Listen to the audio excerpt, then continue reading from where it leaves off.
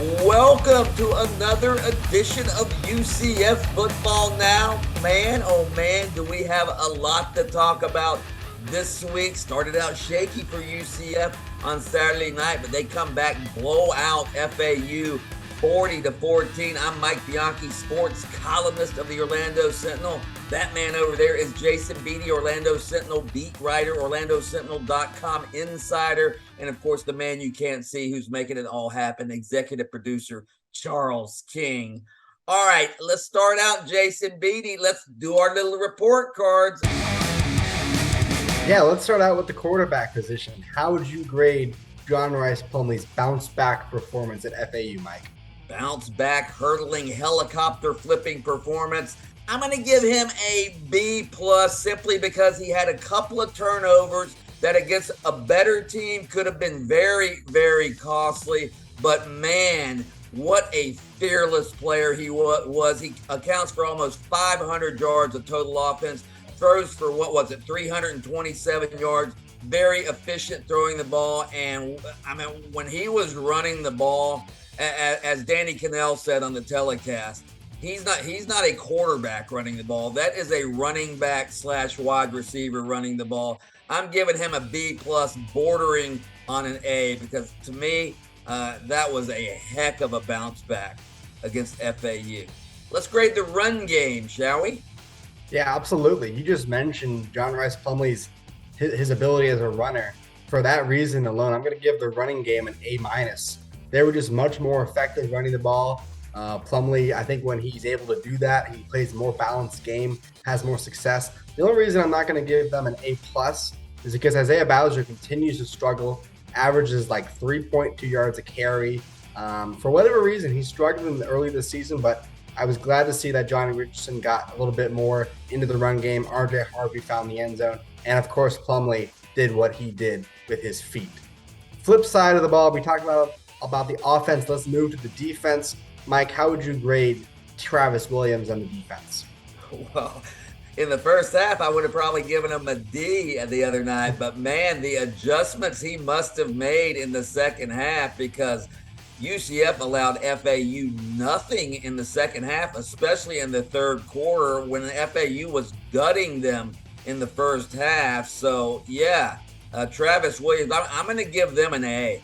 I'm going to give them an A because the adjustments he made, UCF, you look at their overall defense, they're ranked 7th in FBS in passing yards allowed per game. They're ranked 18th in FBS in yards allowed per play. So I've got to give them an A. All right, let's grade these special teams, Jason Beede. Yeah, UCF made some changes. New kicker, Colton Boomer, taking over for Daniel Barsky.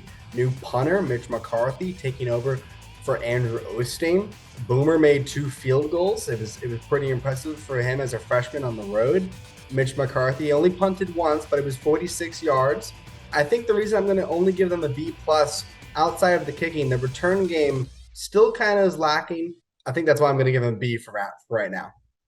All right, quick little fact or fiction here. Fact or fiction, JRP, John Rhys Plumlee, is the best quarterback in the state of Florida. College, I'm talking. I think that's a fact. I was looking at the numbers. At first, I really wanted to say Anthony Richardson was the best quarterback. Maybe after the Utah game he was, but the last couple of weeks since then, he's really struggled. You know, Tyler Van Dyke's done some things in Miami. Unfortunately, Jordan Travis did get hurt. But right now, I think it is a fact that John Rhys Plumlee is the best quarterback in the state. What do you think? I still want to see a little more against better competition. Now, South Carolina State and FAU, yes, he's played very well, but we all know he struggled against Louisville. I'm still going to go with Tyler Van Dyke after what he did last year when he was the ACC freshman of the year. And, you know, even though he didn't play well against Texas A&M on Saturday, I'll still say Tyler Van Dyke for now with a little caveat. I may change my opinion after UCF plays Georgia Tech. We shall see.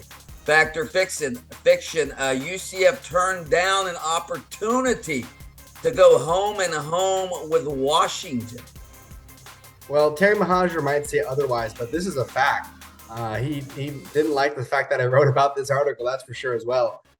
He made some comments to Mark Daniels on the radio broadcast pregame, basically saying that, it's a long way out there. Mahajer does want to make it clear that there's, more that goes into scheduling. Obviously, there's more that goes into scheduling football games, but it is a fact. Look, it's an opportunity to schedule a Power 5 opponent. I think some fans were upset with that, and his scheduling philosophy has changed going into the Big 12. It's a little different, playing 9 Power 5 teams every year in your conference, but it's a fact nonetheless. Obviously, he said it if he said it on the radio broadcast, then it must be a fact. You reported it, so obviously I trust your reporting. So it's a fact. I will say this, though. I sort of like Terry Mahajer's scheduling philosophy. I don't know I guess UCF fans would get excited about a game with Washington, but I saw that UCF crowd down at FAU, and yeah, they're not going to be out in Washington like that. Let me just put it that way. All right. So I do like Terry Mahajer's philosophy of staying within the state. All right. UCF has a new kicker. Fact or fiction, Colton Boomer, the most appropriately named kicking name ever, has solved UCF's kicking problems. I think right now it's going to be fiction for me. He did make a 41-yard field goal. He did make another field goal later in the game that made it a 3-score game, but he missed an extra point. Freshman on the road, it was impressive, but fiction for now. I'm going to wait and see how he does against tougher opponents. Yeah, if he just made that extra point, he would have had a fact here, would he not, Jason Beede? Yep, definitely. There you go. You got to make your extra points. Just ask LSU's kicker about that in the FSU game, all right? All right, let's do a little one-word reply to what I'm going to bring up right here. One word to describe JRP's risk-taking nature when running the ball. Milton-esque. Maybe that's a made-up word, but Milton-esque is the word I'm using.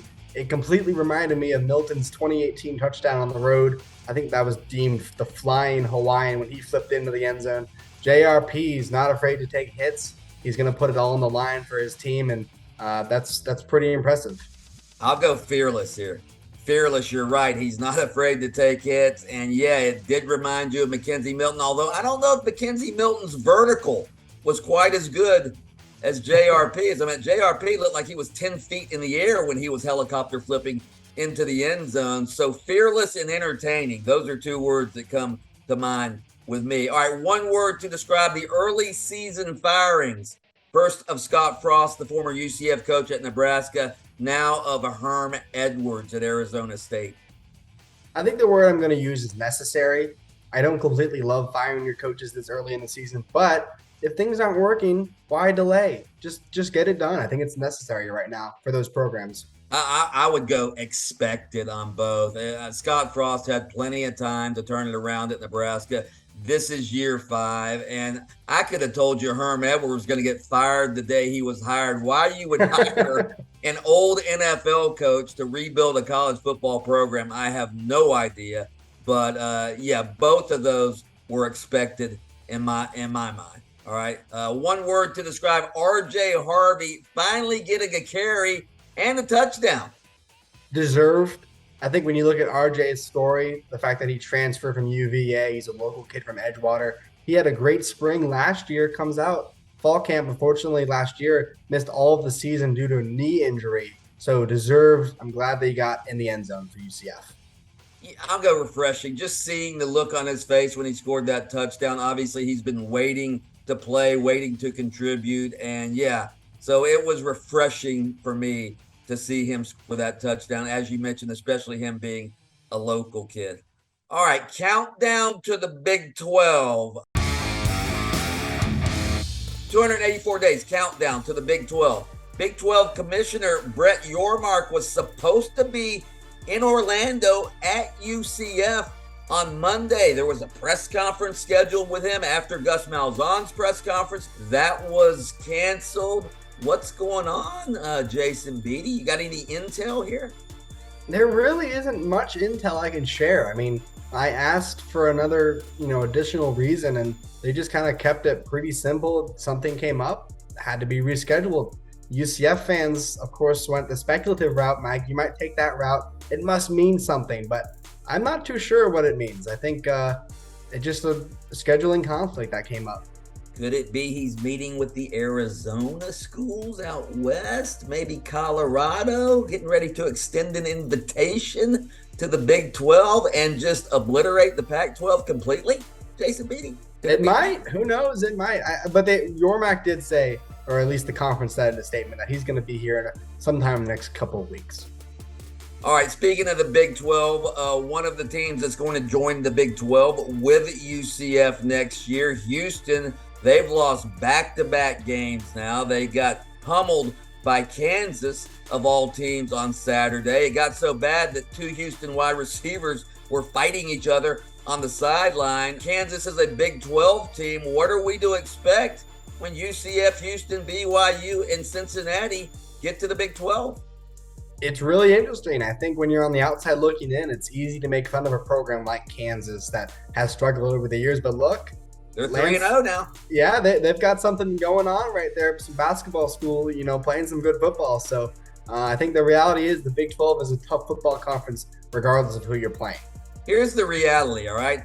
Even middle of the pack to lower level Power 5, long-time Power 5 programs, I bet we saw it with when UCF played Louisville. All right, these schools have had bigger budgets than UCF. They've had the bigger booster networks. They have more NIL money right now than UCF. So it's not going to be easy moving up in weight class. Now we think UCF's just going to get to the Big 12 and hopefully win immediately, and that might very well happen. But it's not going to be as easy as some UCF fans think it's going to be, in my opinion.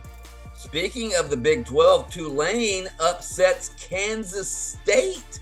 The Knights travel to New Orleans later in the season in November, I believe. Should they be worried about Tulane? Tulane's off to a hot start. I mean, they're undefeated as well. They're the only undefeated American team. Maybe they should be getting a Big 12 invite. I don't know. In the first half Saturday, I thought FAU should have been getting the Big 12 and USF, for crying out loud. All right, UCF takes on Georgia Tech this weekend. Obviously, another non-conference Power 5 foe. Georgia Tech is struggling. The Knights are 18-point favorites. Is that too many points? I think it might be a little too much.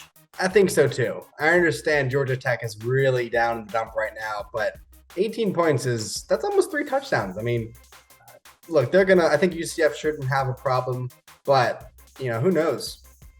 Hey, we've certainly seen that throughout college football this season already. You don't know who's going to win on a week-to-week basis. All right, if UCF crushes Georgia Tech, will former UCF assistant coach Jeff Collins, who's now the head coach at Georgia Tech, will he be fired? I think so.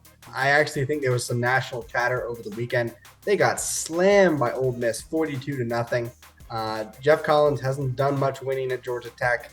I think UCF might be the nail in the coffin, depending on how the game goes. If they do cover 18 points plus, maybe that might be the end of Collins in Atlanta.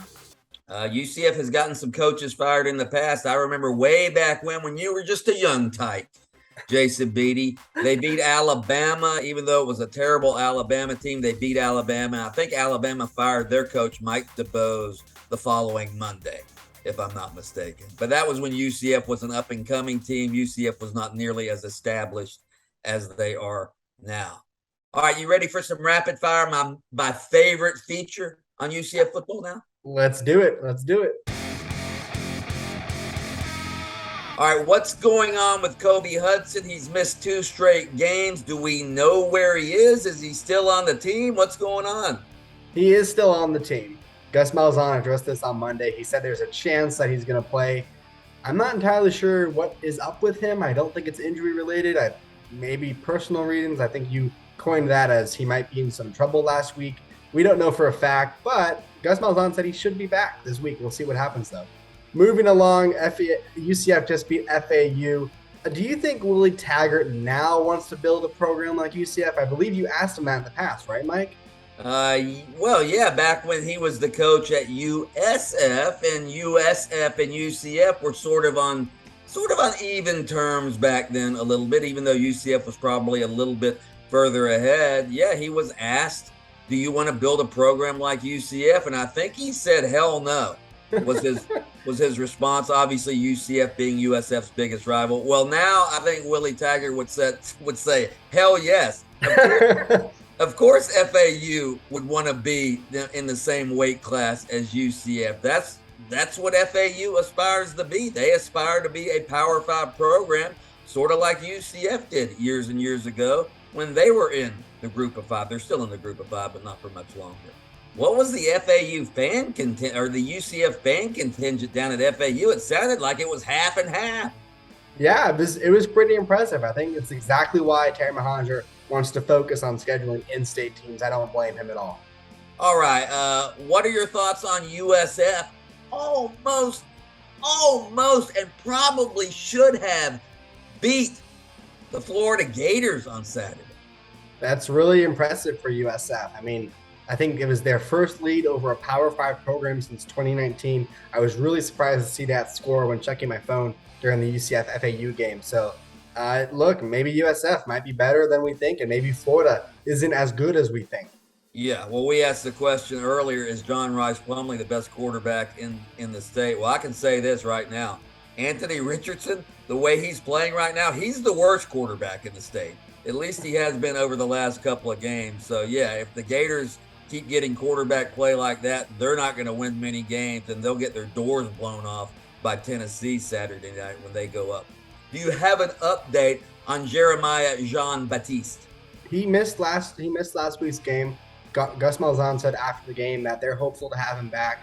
Again, not entirely sure what happened with him as well, but he did travel to the team, so he should be back this week. We'll see, though. You mentioned Tennessee a minute ago. Josh Heupel has that machine running pretty well up there. They're the number 3 offense in the country, Mike. Do you think UCF fans are rooting for Heupel to be successful and beat the Gators on Saturday? I hope so. We've had this conversation before, Jason. I don't think UCF fans really appreciated Josh Heupel when he was here. I don't know why, but Josh Heupel's always been one of the great offensive minds in college football. He did it, obviously, at UCF with Dylan Gabriel when they had the number 1 offense in the country, and Dylan Gabriel led the nation in passing his sophomore season. So I think Josh Heupel is a hell of an offensive coach. I think UCF fans should appreciate them more. And yes, UCF fans would root for the Taliban if they were playing the Gators, okay? So yes, I think they'll be rooting for Josh Heupel. All right, Jason, tell me about your fan of the week. Yeah, Mike, I was driving back up from Boca Raton back home in Orlando, and I was looking around, and next thing I see is the UCF fan wagon driving up on the highway. I didn't know that thing could go on the highway like that. So that's awesome. The couple who we featured in a photo session recently for a football preview section, they've been UCF ticket holders since '94. So I just thought it was really great that I saw it on the highway. They were at the FAU game, and it's just a really cool van, I think.